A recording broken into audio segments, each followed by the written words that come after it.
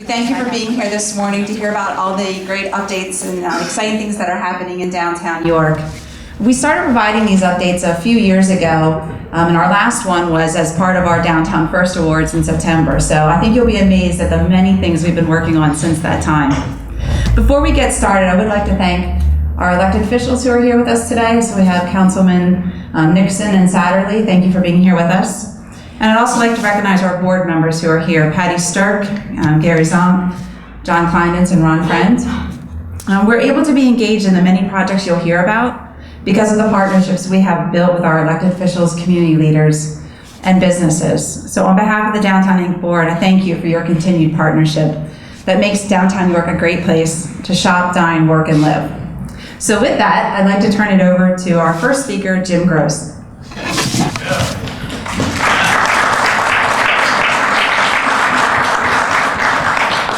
Good morning.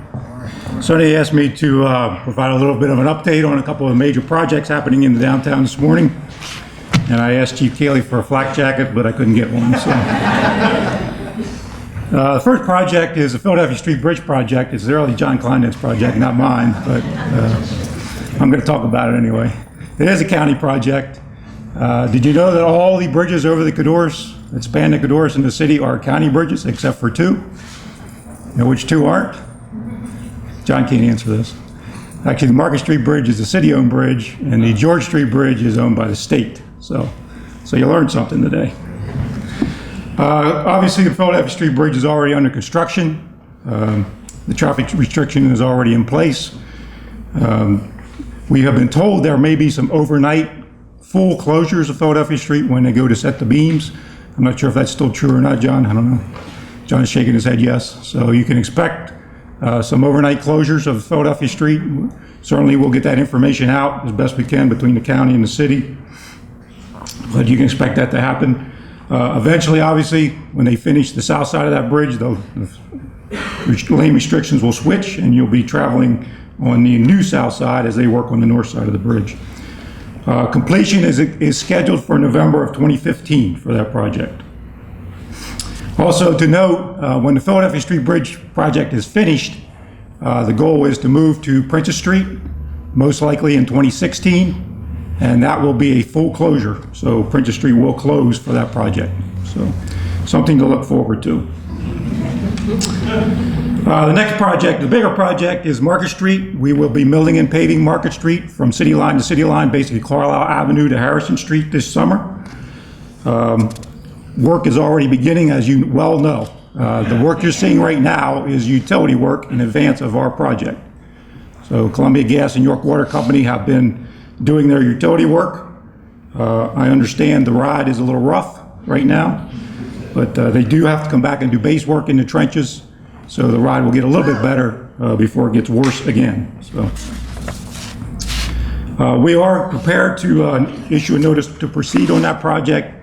It looks like now it'll be about May the 11th for a notice to proceed to our contractor.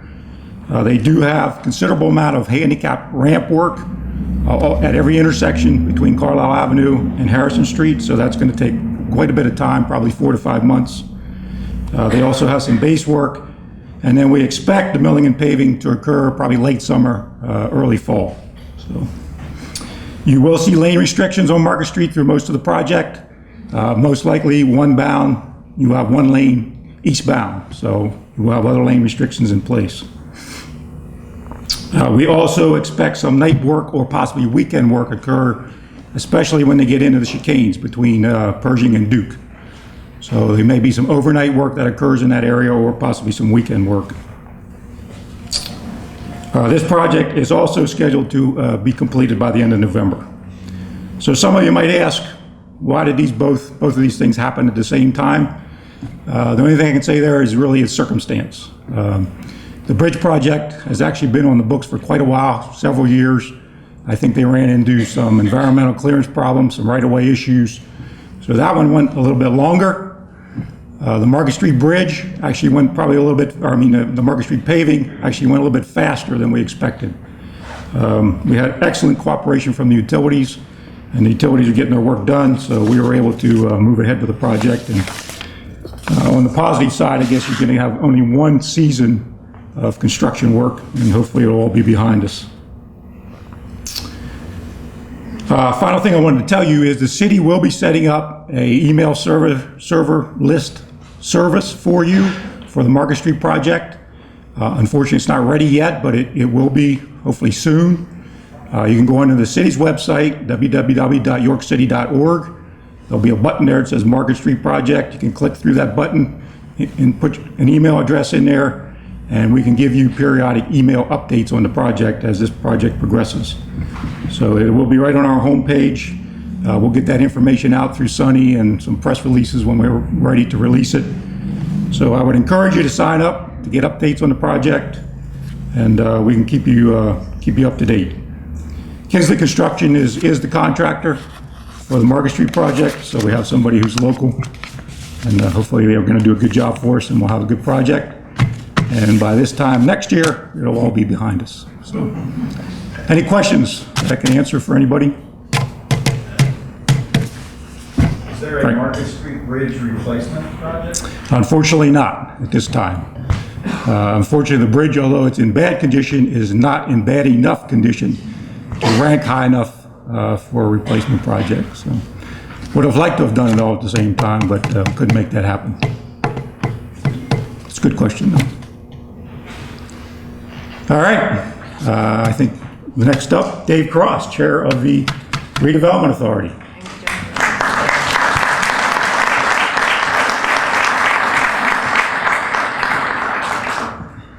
I don't know what I could say that would be any worse than any of that, so I appreciate you, Jim, going first. As Jim said, I'm Chair of the Redevelopment Authority. My daytime job is President of Rock Management Solutions at Rock Commercial Real Estate. I'd almost rather stand out here and look at the slide if you don't mind. I don't know if that's appropriate etiquette or not, but I'm going to do that. Good morning. Haven't seen you in a while.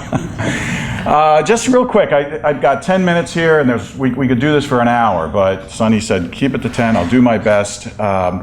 It's a little bit about the RDA as a setup. A lot of people look at us as the city. We're not the city. We're a quasi-government authority. I don't even know what that means, but I know it means we're not technically a part of the city. We're managed by the city's Economic and Community Development Department and a 6-member board. I've been on that board for a long time. I was on with Henry Leader. I'm very proud to say that. We lost Henry a couple weeks ago. And Henry was on for over 40 years. I'm working on it. I'm pretty close to 18 or 20, somewhere in there, so it's been a while now. We acquire residential and commercial property for the purpose of redevelopment with a focus fundamentally on 2 things. One is blight eradication, and 2 is economic development. Blight eradication has been a big part of this mayor's agenda. We've been really good at it, and as a result of it, we've got a lot of properties, and so we've solved one problem and created somewhat of another. Go ahead, next. So we condemn and acquire blighted properties. Contrary to popular belief, we don't run around taking people's properties. It's got to be blighted. There's a very strict standard for that. We only get into that as an owner of last resort. It's something we really don't want to do. But again, it's a necessity based on the condition of some of these properties. We've really worked on a zero tolerance blight initiative, and as I've said, as a result of that, we currently hold in excess of 200 parcels of ground. 50 of those have structures on them, roughly. The remaining are empty lots. Our primary challenge with those lots in terms of redevelopment is what I would call an inverse economic model. It just frankly doesn't work. The cost to renovate them versus the cost of resale is upside down. I think the good news is we've seen a lot of progress on that front in just the last couple of years. So I think things are heading in the right direction for a bunch of reasons. So some strategic objectives of those properties is to redevelop them, and we have also been working on this development of an infill model. And this is actually the first we've talked about this publicly. Go ahead, Natalie. So we want to talk a little bit about that infill model. These are just a couple of examples. You've all driven around our city. I'm not sure this is necessary. We've got some pockets where you see this sort of thing, but this is what we're dealing with every day. Go ahead, Natalie. So real quick, we've been trying to figure out what to do with all these properties. And obviously, if you've been around it for any length of time, what's pretty typical is that somebody buys them, renovates them, maybe they rent them, maybe they sell them. Again, with that inverse model, you can't get too much money in them because you're not going to get that much out of them. So we've been talking about an infill model that we think will create something that we can duplicate, that hopefully is going to create a unique enough product that could drive a little higher resale value. And we're really close. We're in a beta phase right now, working on the funding side of it, working on the overall cost side of it. Some of those benefits would be incremental increase in neighborhood property values. Obviously, if we can sell those properties for just a little bit more, it's going to bring everybody else's values up, increase real estate tax revenues, and I think, again, a unique market rate product that's not currently available. And as I said, we're currently under development, and we think we could have the first models constructed by the end of this year, by fall. So those are some conceptual drawings. Don't judge them, don't draw conclusions. It really is intended to be a very unique concept. We're not trying to build the same old townhouse that you see everywhere. We think, based on some of the market studies we've seen, that there's a pretty high demand for these. They could be entirely residential, or they could be work-live models. Let's jump to the Northwest Triangle real quick. Some project goals for the Triangle have always been to develop a dense market rate housing product there. For sale was the initial thing. Our compromise was to go to rental. Obviously, rental's very strong right now. I think those of you who have been around know we've been working on this parcel for some time. We see the Triangle as actually encompassing development all the way over to the baseball stadium. The stadium was a part of it, LSC Design was a part of it, the charter school development was a part of it. So we see great progress. Certainly this parcel has been a bit of a challenge. We decide we want to build dense housing right about the time that the housing market crashes. So not the greatest timing, maybe somewhat like Market Street and that renovation, but we're there, we're committed to it. We've had other proposals for that site, and we've said no, because we're really going to stay disciplined about what we want that site to be. So just some facts on the Triangle. As I said, we had multiple phases initially. We began land acquisition in 2006, completed remediation work in 2010, completed infrastructure and related projects around 2012. Got about $15 million into the site overall, state and federal. There's actually a list of funding sources that are about as long as my arm that participated in this site. Year to date, we've got about $18 million in private investment, excluding the baseball stadium. Go ahead. Oh, sorry. So again, some successes, some things we've done: acquisition, remediation, demolition. Again, you have to be around for a while to remember some of this, but there was a lot of structures on that site. A lot of work had to be done to assemble it. We got 40,000 square feet of Class A office space with LSC Design, another 40,000 in the York Academy. Beaver Street Streetscape was a part of this project. The Med-Ed electrical realignment was a part of it. We've done significant stormwater improvements. Philadelphia Street garage improvements were leveraged through some of the RACP funds that we use through this, and the rail trail planning, which I think you guys are going to talk more about later.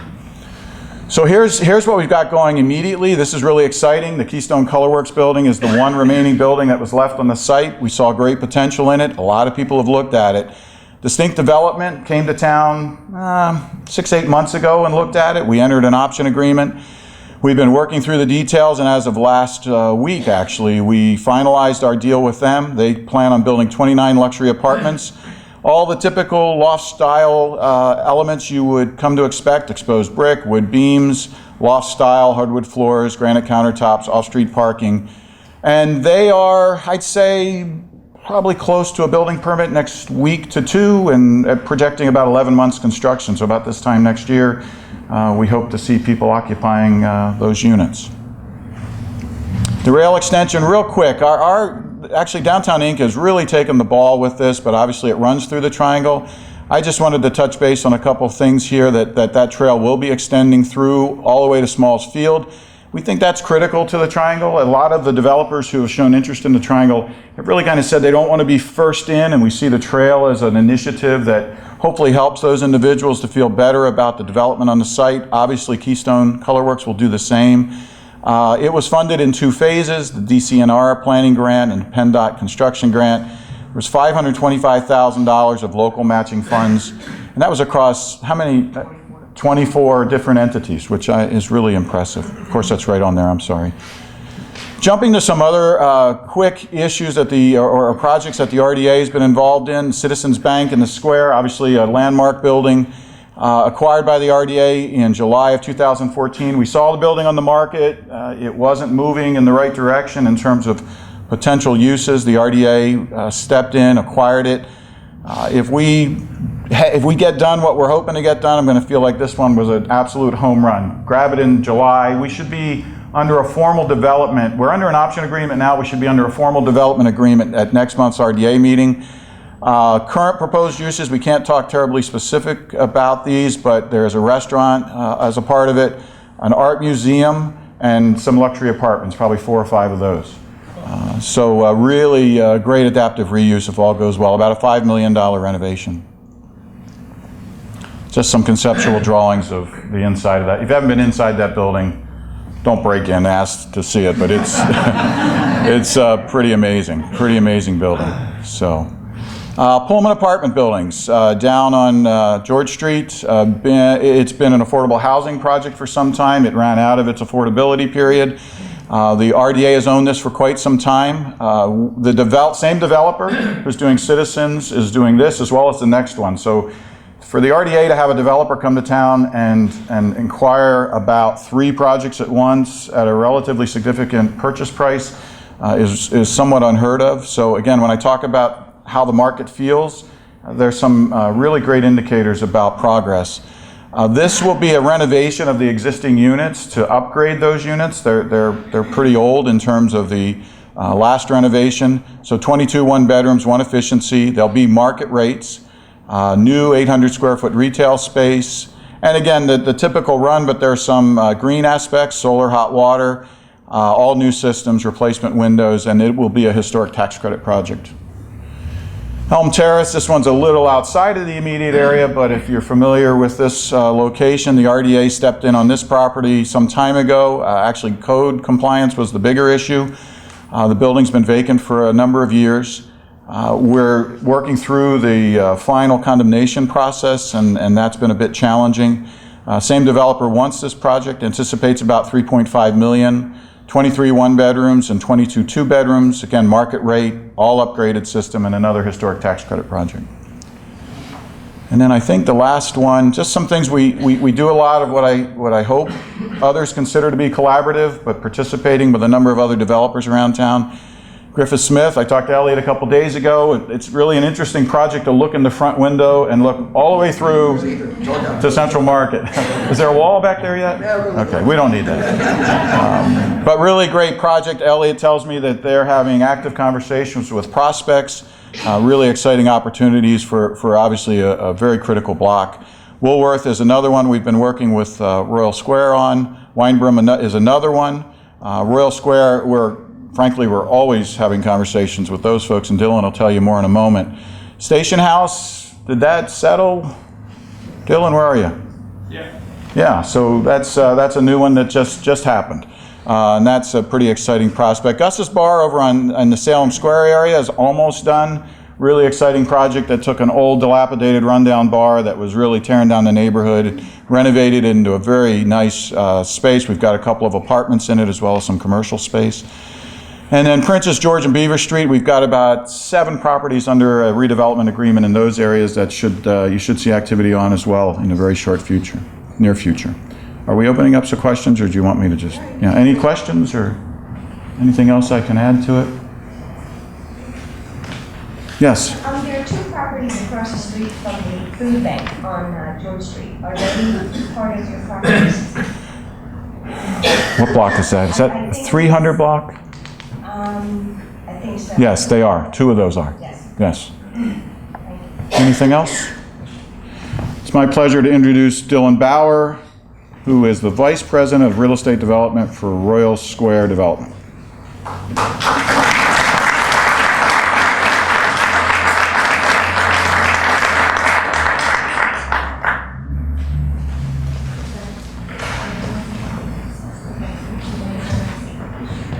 Morning. That's loud. My name's Dylan. I'm from Royal Square, as Dave said. Following up to what he said, it is really exciting the amount of activity and developers that are involved. Obviously, we've got a lot going on, but to hear things about Derek Dilks, Predix Anilius, other guys, it's exciting. Here's a little bit of an update of what we're going on. We're going to start. Go ahead, Natalie. My partners, Josh Hankey and Alexandra Dwyer, they started about 4 or 5 years ago, and what they've done is really impressive. The corners of King, Queen, Duke, and Princess make up Royal Square District. Specifically to that of Queen and King, heading down to King and Duke, and then over to King and Princess. And if you haven't been there lately, drive through, walk around, come back in a few months, and notice the progress. It's amazing. It really is exciting. I got to work with them when I was at Rock Commercial for 3 years prior to that. A little bit about myself, I came to York City in 2009, had an ice cream stand at Central Market, Chili Dilly's. And at the time, it's kind of surreal in a sense. We were at a historic architectural review board meeting recently. One of our architects, Todd Grove, said it was surreal to him that we're working on this Market Street revitalization project because for 30 years we've been talking about Weinbraun, Woolworth, that section of town. So when I came in 2009, I looked at those buildings and I thought the same thing. And to me, it's like, this isn't just me. This has been going on for a long time. So to be a part of that and to be involved in that is just the most exciting thing to imagine. I actually get to look at it every day from where my apartment's located. So there's a personal part to it as well. Royal Square District. Click ahead, Natalie. In the last 6 months, we've had I had to go over this morning thinking, I know there's more that we've missed. Reading Marketplace, which is one of the original ones that Alexander put together. It's a retail incubator. It really spawns a lot of our growth as a developer that we can infill some of our retail spaces before we even look at that. I'll get that in a second. These are just some of the stores that have opened. If you can't see them over here, we have Primark Supply Store, 56 Open Provisions. It's like a general store with some of the retail incubators having their own model. Democratic Party of York County relocated to West Market Street. We have Studio 717, which is this real cool photography and music. And Traffic Black, which is two architects from the DC area that came up and have really interesting furniture. Coming up in the next 6 months, the Allison's Bar and Restaurant, which a lot of us have been looking at for years, is being redeveloped. We have an excellent operator, a great plan, and we're really holding off on revealing any information because we want that brand revealed. In conjunction with that, we have a corner cafe. Also, I can't release the name, but I've looked at the plans a lot, and I'm thrilled. Union Shared Workspace. It's connected to the Bond Building. The Bond Building was a Studebaker dealership at one time. After that, it was Pfaltzgraff had offices in there at one point, and it's now where we headquarters our offices, as well as the Shared Workspace that we're introducing here in about a month. Next to that is the Bond Wedding and Event Venue. It is about a 10,000 square foot space that will host corporate events, weddings. It's awesome. And again, I get the privilege of going in there, watching the progress. It's just really cool. Keep going. So this is, again, this year is actually pretty exciting. We had a neighborhood partnership program grant. This is this rendering was done not long ago. For that, we have for the next 5 years we receive the grant from the neighborhood partnership program. That the first year you'll see all new sidewalks, streetscaping, lighting, trees. Right now it's a mess, but there's nothing like going from the green bean with my cup of coffee in the morning, hearing the vacuum, the beep beep. Oh, it's so great. It's just such a great feeling. So this is the Market Street revitalization project. In total, 300 feet of street retail. We have approximately 45 market rate apartments, 26 new parking spaces, which is a lot of times on everybody's mind, and in total 16 new retail spaces. And as exciting as it is, a lot of them are filling up already. Going into the first phase of it, we have the original Haynes building. I researched a little bit about this guy. Anyone know about Mr. Haynes?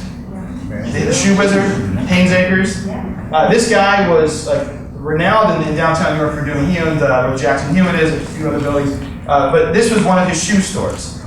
It was apartments, it was an attorney's office. What we're gonna do is we're starting June 1st, the construction we're gonna begin, we're gonna have 10 apartments upstairs, and we're gonna have about 3,300 square feet of retail on the first floor.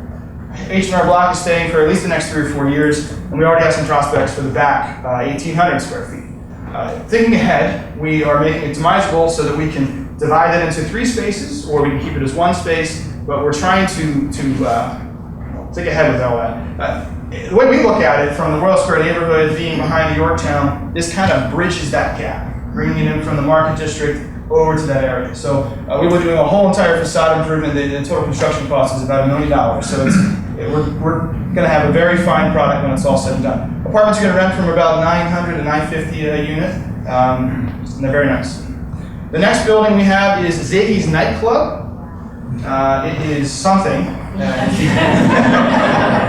Upstairs is cool. It's something you go in there and you think, people did it. They paid $10 to come in here and do this. When we're done, we'll have 6 apartments and 3,000 square feet of restaurant bar space on the first floor.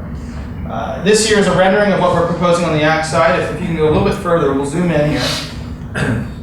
This is, we've been working with the city. Everybody's been so cooperative and helpful and on board, which is so exciting. This is not complete yet, but it's our proposed idea.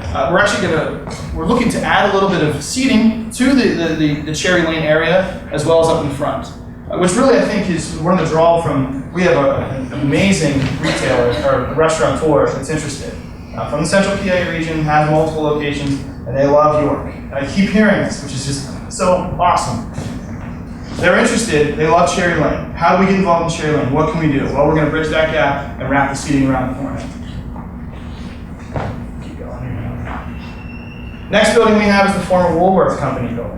Also, very exciting building to go to. Still has the soda bar in there. We are going to be taking about 2/3 of that building down, which I can show you a little bit through a 3D rendering that we had Rock put together. We're going to add 26 spaces, 26 parking spaces in the back. We'll have 21 apartments upstairs, elevator access to both sides, and then about 3,000 square feet of retail. It'll collectively be about 3 different retail spaces. Again, we're trying to make sure that we can accommodate the different retailers in their size. So we're taking that into consideration. Next to that is the Police Heritage Museum, formerly a Revco, which was a dollar store type at one time. It's 7,208 square feet. It's large. It's not wide enough to do anything with the rear, and it's in too good a shape to do anything with it, but to keep it as it is. And fortunately, we have somebody that's already interested.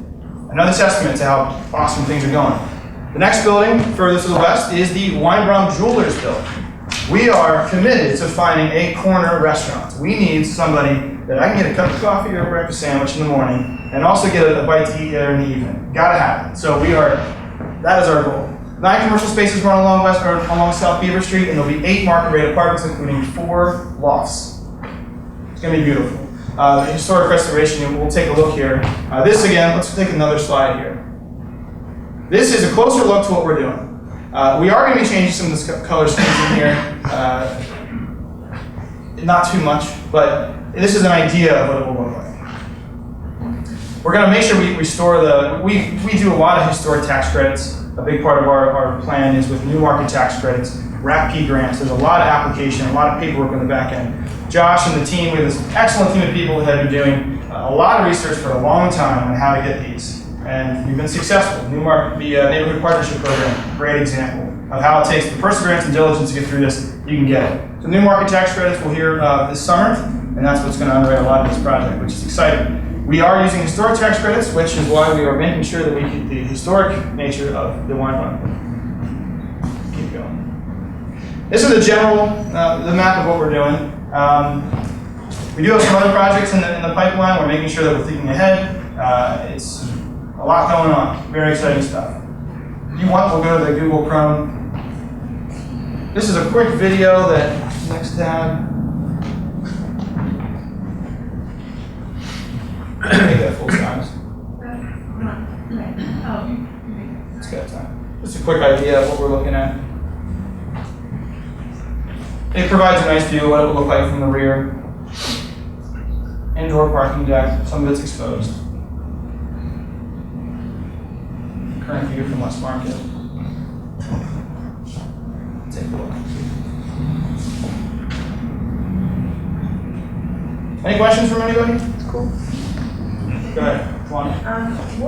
What type of retailers are you guys targeting? Are you just targeting local retailers, or are you targeting some big box people to come in and kind of generate the? That's tough. It's a tough question. We are interested. There's a really great opportunity that might be in our play that is not the local approach, but it would provide a nice stapled tenant. But part of us, we believe strongly in the downtown, so it is tough. We're evaluating every single deal, and what's exciting from my background as a real estate advisor prior, this is an opportunity where my focus is what's best for downtown York. And it's just so exciting to really evaluate it on that level. So we have a lot of interest from a lot of people. Our retail incubator, Redo Marketplace, has been infilling a lot of that and providing opportunities for the entrepreneurs that work there. So we're still in that preliminary stages. We have a lot of interest from local prospects, though. Anyone else? Do you guys have the Market Way building, or what's going on with that? No. No. I don't know.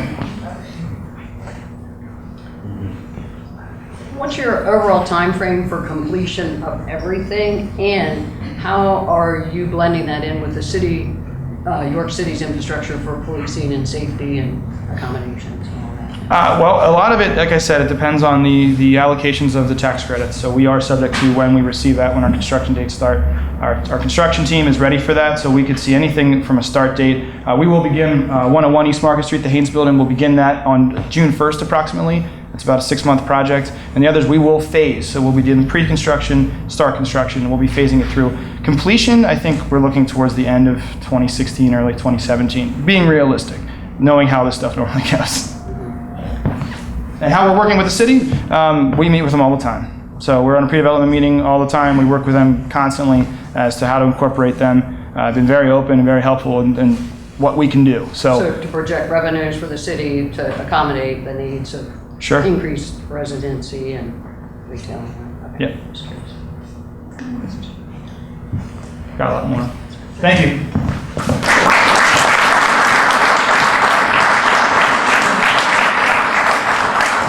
So the next time you go home and your teenager said there's nothing going on down there. Normally, Natalie, you want to hit that? Thanks. Our board chair would have thanked our sponsor this morning, but since Krista works for Fulton Bank, we thought I'd take the opportunity to say thanks to Fulton Bank. I know Mike's here. Can you help me say thank you to Fulton for underwriting this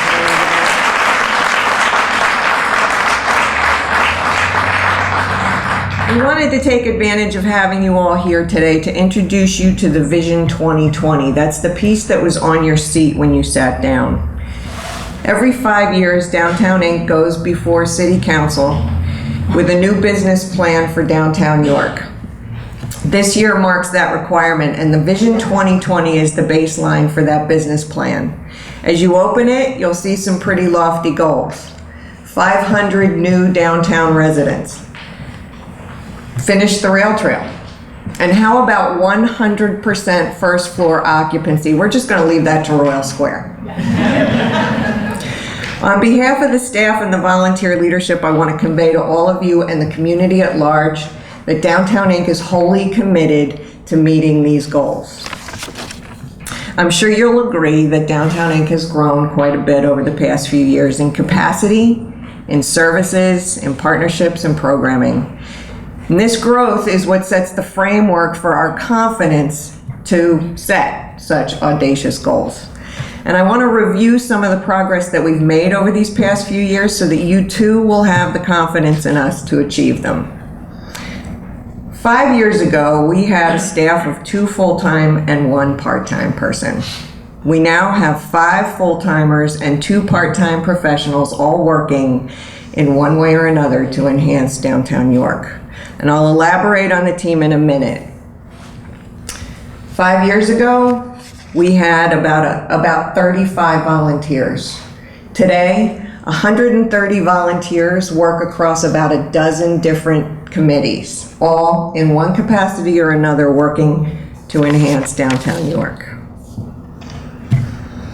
Our donors in number have gone from 92 to 164, and contributions have grown from $55,000 in 2010 to nearly $500,000 in private and project support in 2015. So, the added support over the years enables us to increase our capacity, which in turn results in the delivery of more services, more programming, and more business support. Community recognizes our added value, and their investments go up. And so it goes. We grow, the downtown grows, the community grows. Back to the team. Anybody here for Go Green this past weekend? Meg and Kristen and Jody did a fantastic job, wouldn't you agree?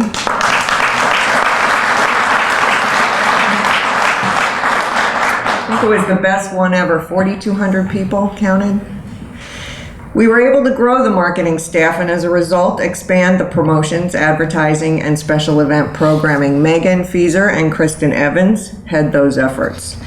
We added 14 new events to the downtown calendar, and overall event attendance is up by over 60%. And this is a huge number. In 2010, we had 16 merchants participating in our First Friday events. This past April, 56. 56 businesses in downtown participating in our First Fridays. Our increased financial capacity has also enabled us to offer First Friday grants to those merchants who want to participate in the event but don't have the resources. We created and produced the annual Downtown Destination Guide and expanded our social media reach to over 10,000 people a month. Employing the destination marketing philosophy, if you name it, they will come. We branded and fostered the Market District neighborhood and WECO, and we're working with the Royal Square developers. In fact, this summer we'll be helping them install flags and banners throughout their neighborhood. And last year we created a new advertising campaign that some of you might have already seen. We're going to try and run this. I'm not sure if it's going to.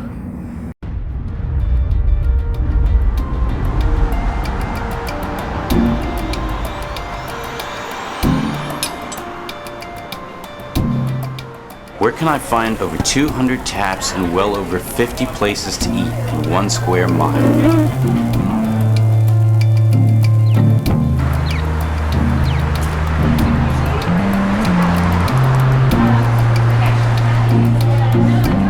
And there's fresh local produce across the street.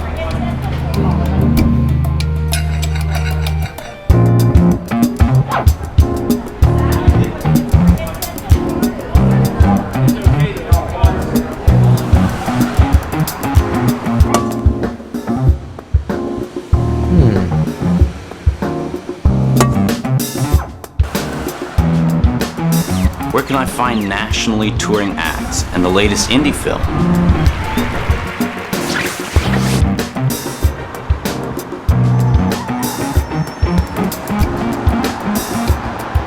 Where else do people repurpose their industrial heritage with such pride?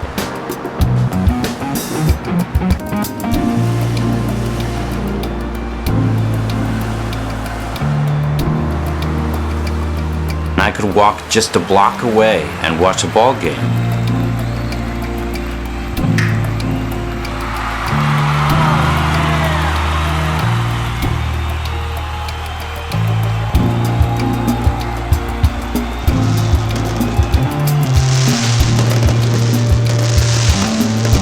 Who knew I could see it all from the nearest rooftop?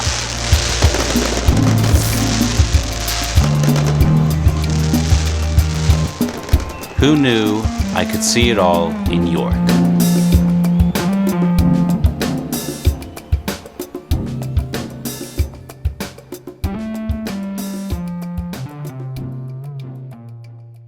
It's on our YouTube channel, and it's had more than 3 million views in the video. We have it on radio, and we have it in print advertising. So that's our effort to promote the downtown as a destination to our county residents.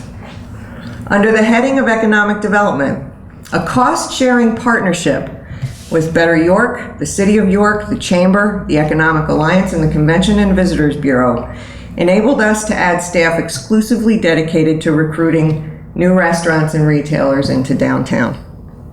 Natalie Williams is our small business liaison. And over the past 4 years, we've prospected more than 1,000 businesses working to fill the storefront vacancies. In 2010, we cut 6 ribbons. In 2014, we cut 33. How many are we at already this year? 8 or 9. 8 or 9 already. And it looks like from Dylan's slide, we'll be cutting a few more. 33 businesses opened in downtown York last year. Interesting point of note, about 1.5 years ago, Natalie was spending 2 to 3 days a week out on the road prospecting. 18 months ago, she started using all that time to field the phone calls from businesses wanting to come in to downtown York. So we went from being proactive to being reactive and managing the interest in downtown.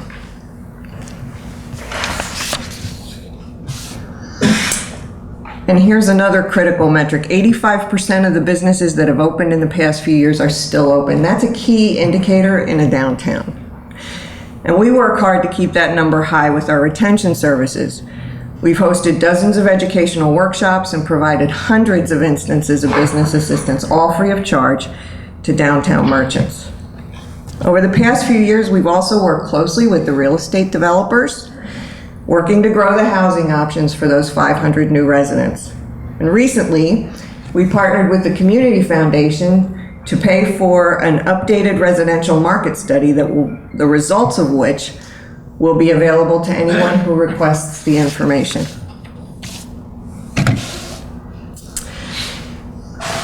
And about a year and a half ago, as many of you know, we were charged with the implementation of moving plans into action. This was the culmination of work that included the surveying of more than 24 action plans and identifying downtown priorities that would catalyze growth and development downtown and throughout the city. As Downtown Inc. took the lead on the implementation of these priorities, excuse me, we were able to increase capacity once again, bringing on Tim Miller and Tim Fulton to manage these major projects. These two, working closely with the city, as Dave talked about before, were able to secure the grants and the community support that enable us to improve and extend the Heritage Rail Trail through the downtown. Most of you are up to date on the particulars around those projects, but stay tuned for more information. Over the next few weeks, more details will unfold on those two projects. Downtown Inc. and a donor through the Community Foundation provided more than $12,000 in improvements to Cherry Lane. There is now a cherry tree in Cherry Lane. Thanks, Tim Fulton. And by now, the public art might be old news, but we'll be installing a brand new piece by Gail Jamieson in Cherry Lane next month and adding 3 more pieces to the unit block of West Market Street this year. Building our team and our capacity over the last few years has enabled us to introduce, oh, that was the public art. That's all right. Building the team over the last few years has enabled us to introduce many new programs like the ones listed here, and I would be terribly remiss if I didn't mention our office manager, Jody Chesla, who keeps all of the financials and the programming running smoothly. And if you're a friend on Facebook or a follower on Twitter, it's actually Jody who's behind all the really creative and fun posts, so pay attention to that. And I just want to draw your attention to this last bullet point. We introduced a text alert system last fall.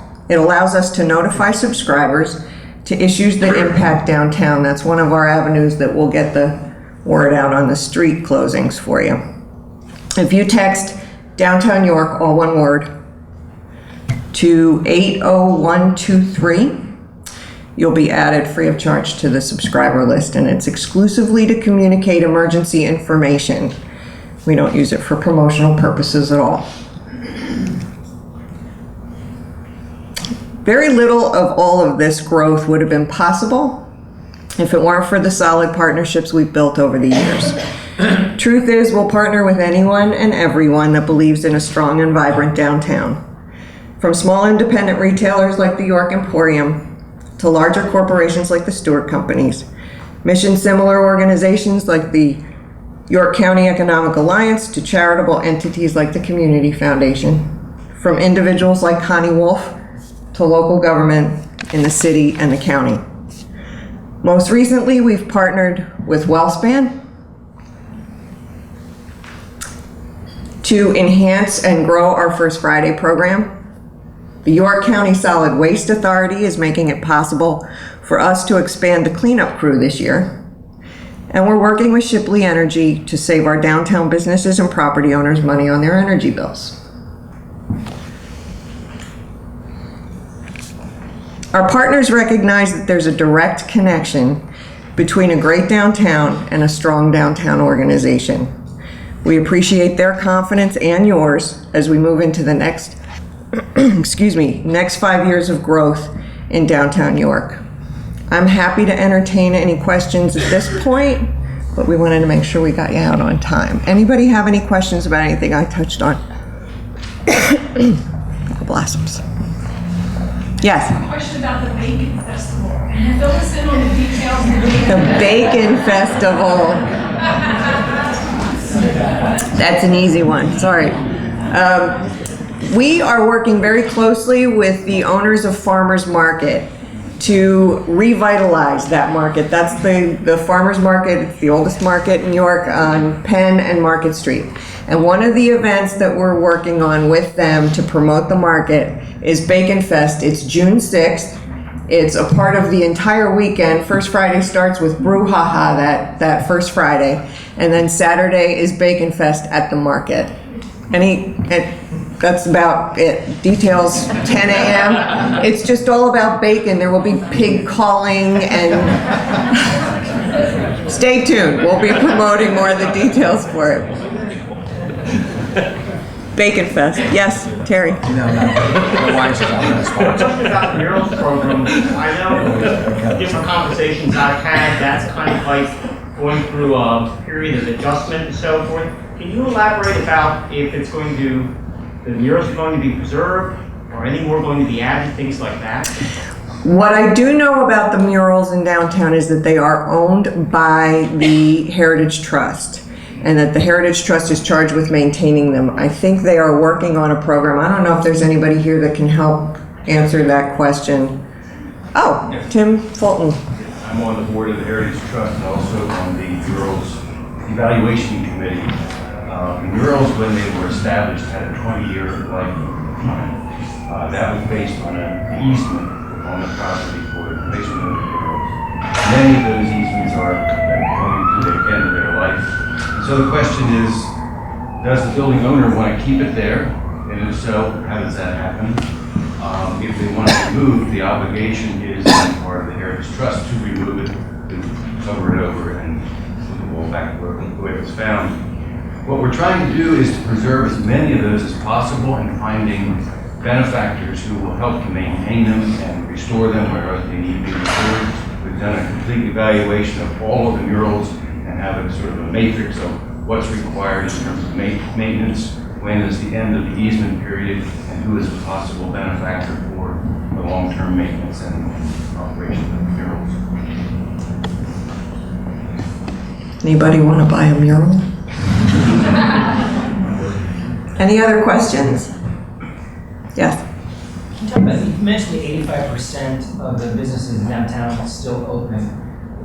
What is our health measure on that? Is that a good number? Are we looking for a higher number? Or how would we compare with other healthy communities? It's actually a good number, and the reason is because typically it's the nature of downtowns where businesses come in and roll out right away. You'll see them close down right away because they're not, and our property owners downtown aside, most of them are just first month's rent and security deposit, and you can open a business. What we're doing to keep that number high, and it is a relatively high number for a downtown, especially our size, we're making sure that those businesses that we recruit and we source are prepared for the long haul. We make sure, first question we ask is, do you have a business plan? If there's no business plan, we work with SCORE to get you a business plan. So that is, relatively speaking, a high number for a downtown our size. Any other questions? One more round of applause for our panelists today.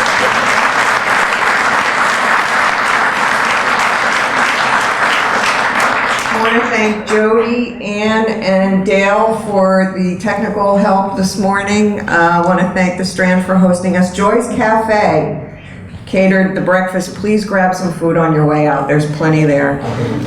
Fulton Bank, once again, for sponsoring us. Thanks to Krista for leading us off this morning. And to all of you, thanks again so much for your attendance, your interest, your enthusiastic support. I think this is a record breaker for us as far as attendance this morning. Thank you all for coming. Have a great day.